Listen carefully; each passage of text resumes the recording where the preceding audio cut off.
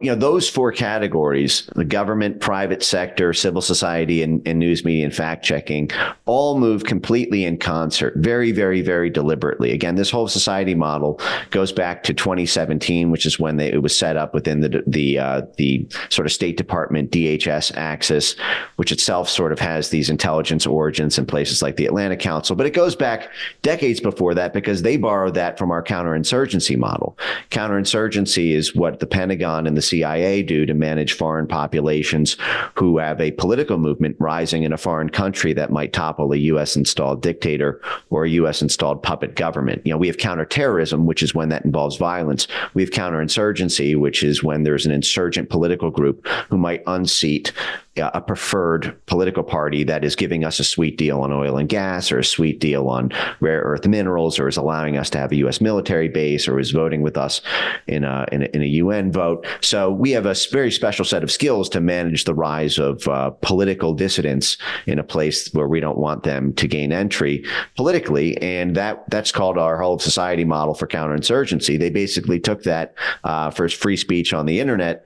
And so now you have, when you have a consensus within the foreign policy establishment, the Pentagon, the State Department, and the CIA, that immediately moves into the financial institutions, that immediately moves into the tech companies, that immediately moves into the NGO swarms and the think tanks, and that immediately moves into the legacy media and the fact checker network. They're all together at the same meetings. They're all part of this same consensus building apparatus. And, part of this is because they all depend on the government for international favors. A great example of this is, the financial institutions are totally in league with the foreign policy establishment, even in places like Ukraine.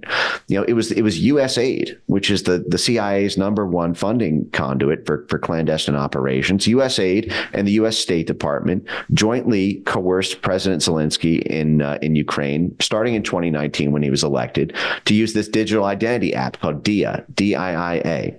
And that basically puts every Ukrainian citizen, it's called a state in a smartphone, where all the state services are all linked up in an app on everyone's phones. This links their social media accounts and their digital identity to their bank accounts. So if they decide that they don't like President Zelensky, now they can all have their bank accounts nuked. But it was USAID who got them to do it in partnership with Amex and Visa, who are now have a totally captive market in that region because their monopoly is protected by the Pentagon. This happens all over the world. All the oil companies, all the gas companies, all the credit card companies, all the tech companies rely on the battering ram of the State Department, the Defense Department, and our intelligence community to protect and secure their markets and investments in abroad. I used to be in that job when I was at State. And, I've talked to all these people in the private sector. They need the government's favors, so they do favors for the government. When the government says, hey, deplatform these people, take these people up. We have a new initiative around misinformation. No funding goes to this. The advertisers comply. The financial institutions comply. The tech companies comply because they need the help from the government concurrently. So when you read the Twitter files, you weren't shocked. You were like, yeah, this is business as usual in any company, not just to mention a tech company or a social media company.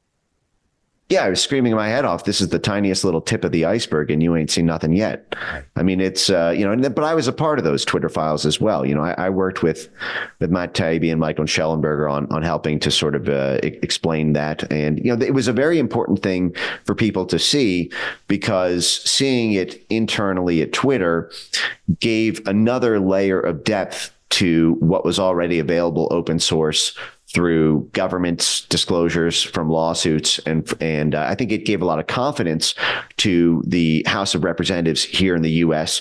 that subpoenaing for more information is not going to send you on a wild goose chase because you already know who's CC'd on these emails. You already know, there were leads that I think gave confidence. I think before that, a lot of people, weren't totally sure how deep the rabbit hole went, or they didn't necessarily believe it just when they saw, snippets from YouTube videos or they saw disclosures from lawsuits. And also, I think knowing that this was happening week after week for 25 weeks, and knowing that Elon Musk who was the wealthiest person in the world and had a tremendous amount of social clout from all the different, companies that are mission critical, even to the U.S. government, like SpaceX and Tesla, was willing to turn over the dirty underwear, so to speak, of his own company. I think gave a lot of confidence to other actors in the free speech community at the legislative and at the government level to keep going. And that was really a huge boon, I think, to the free speech movement. Yeah, it was powerful. Although, since the mainstream media give it zero coverage, I still bump into people and say, the Twitter files, right? And they're like, no, I don't really know what you're talking about. I'm like, what? I mean, this was such a big thing. I guess I'm in this whole freedom of speech chamber, but it seemed like such a big deal and so revelatory. But they did a good job, though, of keeping it quiet by not giving it any coverage.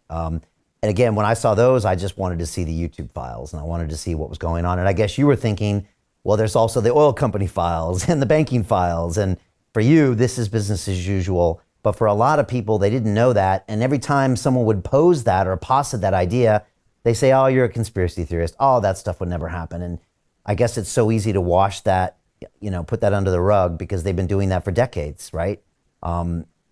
Yeah, well, we actually have started to see some of those other files. So Jim Jordan, who's the chair of the House Weaponization Subcommittee here in our Congress, he subpoenaed all of the major tech companies after the Twitter files, and it came out, in the Facebook files that the House published. It turned out that the White House itself, Rob Slarty, who was running the White House digital strategy office, was personally telling Facebook to tweak their algorithm to super promote the New York Times and to de-amplify voices like Ben Shapiro's Daily Wire.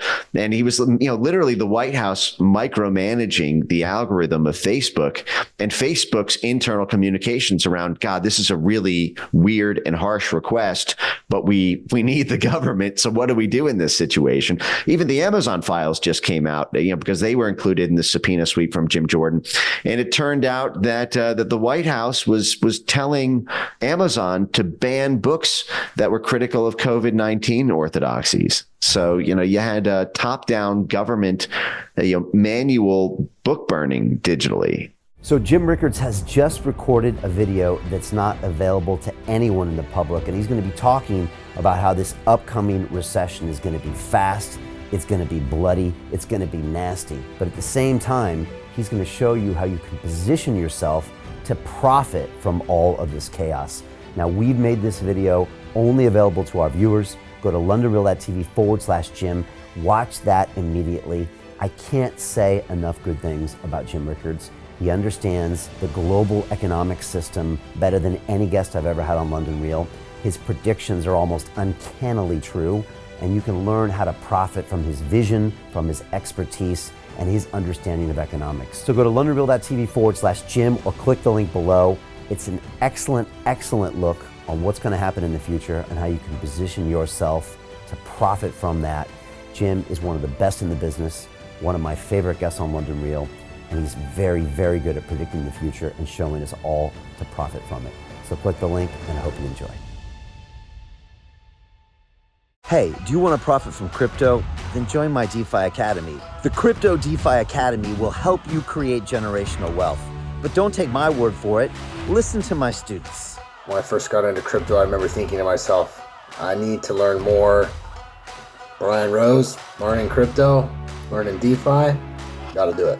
I am so grateful that I jumped in and did this. I had to break through some limiting beliefs that I can do this, that I can afford this, that I can be in this. It challenges the things that are deeply rooted within us. Joining DeFi Academy has been one of the best decisions I have made on my blockchain journey. This course was a life changer, a game changer, a huge eye-opener, coming from knowing practically nothing at the speed of the learning over 4 weeks was just fantastic. The information you provided in this class was invaluable. I feel far more confident in my next steps. You took complex concepts and made them easier to understand. What's different than so many other ones is it just doesn't tell you what to do. It actually makes you do it. This is for people who are serious about becoming traders. This is the way it should be done. I realized from this learning experience again that it is not about what you learn, but about who you learn it from. The energy was insane. I've never experienced such incredible energy on a live call. Brian Rose, you are a legend, my friend. It's the only thing in the market where you can get all information and learn everything what you need to know. Everything is so clear and so well done, and I'm just forever grateful for this program. It made me feel so much more confident about crypto than I did before. I did not anticipate how passionate I was going to become about it. It's of course been like a big learning experience for me, not just in the crypto space, but just an overall balance of life. What I've learned is, how to take ownership, of my life in a way that I really hadn't before. Yeah, you can't put a price on that, really. I would recommend it to anybody, top notch. Excellence does not come cheap. So if you want excellence, you got to pay for it, but it's so worth it. Pull the trigger. That's what this course is about. You're not going to regret it, really. It's amazing. Thank you, Brian and team. So what are you waiting for? Crypto is happening now. Click the link below, submit your application, and let me mentor you on how to create generational wealth and build the decentralized financial infrastructure of the future.